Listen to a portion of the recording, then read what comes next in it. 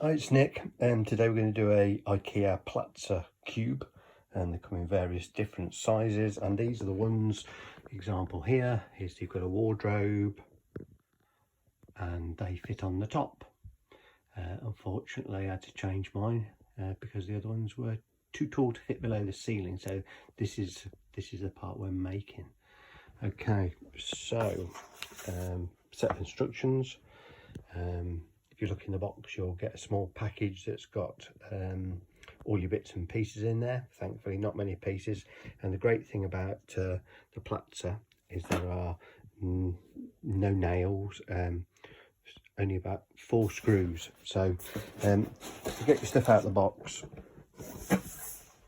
you'll see if you look in your instructions, all these things are a push fit. They're a very clever keyhole system with a peg.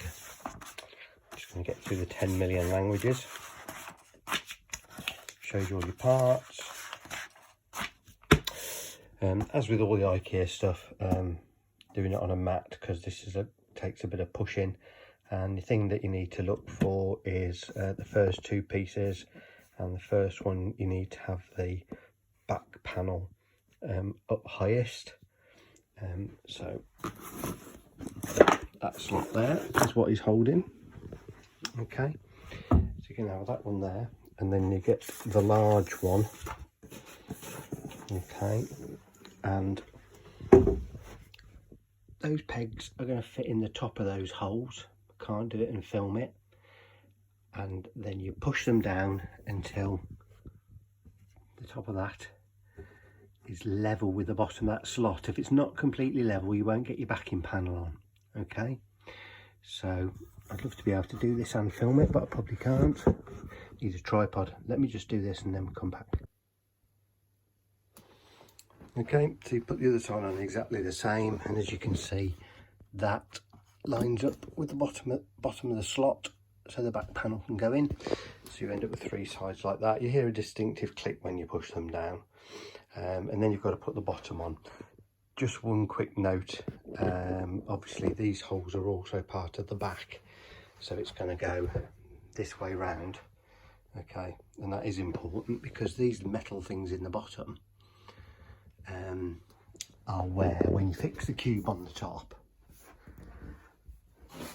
those metal things are underneath there, and inside your cupboard there's a little hole. We'll get to that in a minute. There's a little hole and a screw goes up into them. Okay, so they've got to face towards the bottom. One thing you will find, of course, is when you hold this up to this, it doesn't fit. So what you've got to do, put one side in, and then you'll find that actually you just have to just gently just stretch that over there like that. Okay, difficult to do this one hand, sorry. Okay, clicked him in, and then you hear that. Okay, and the same again, that needs to line up with that. Okay, well, that's because when you get your backing panel out of your box, a couple of things to remember here. This is the top, this is the bottom. These holes are only on one part of it, and that's the top. So let's see if I can do this and film it. The slot, look, see that?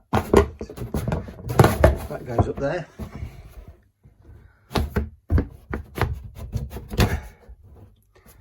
Then your black lines up, and those holes are up in the top corner. Next thing, you get your instructions. You've got these. Looks like a little bit like a wall plug. One of those in each hole. Don't need any hammers. And a pin. Put the pin in till it clicks. Okay. Do that all the way round. Then you've got these. The hole in this lines up with the hole in this. Pop that in. and that's for when you are going to screw that to the wall for safety reasons. This is why those two lines have to hold up. And you also have these, you don't have to put these on yet, but basically that screws on there like that, okay? And let's say that when you put the cupboard up, this didn't quite touch the wall.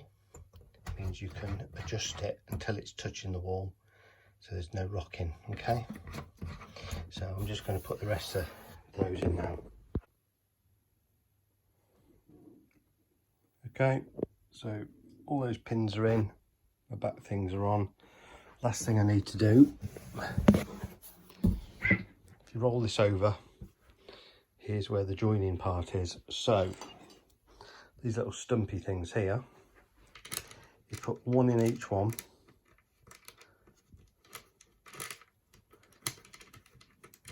Get it started with your fingers.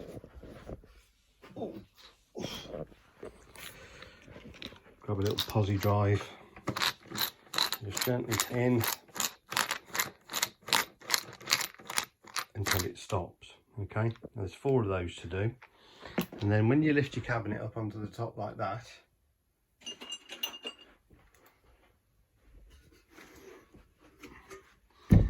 as I said before, you look inside your wardrobe and you've got these long screws and they go up there, and because your cabinet's on the top, the screw comes up and it goes into those. So you need to make sure that your cabinet's lined up, else you won't get your screw in there. It needs to be quite accurate. So as I said, 4 of those to put in. I'm going to put those in, put the cabinet up on the top. Only other things you've got on the box are these, and that's for when you put your next one to it, you can clip the 2 of them together. And inside your box also you have these. Now this is a washer that your screw goes through for when you want to screw it through there to the wall.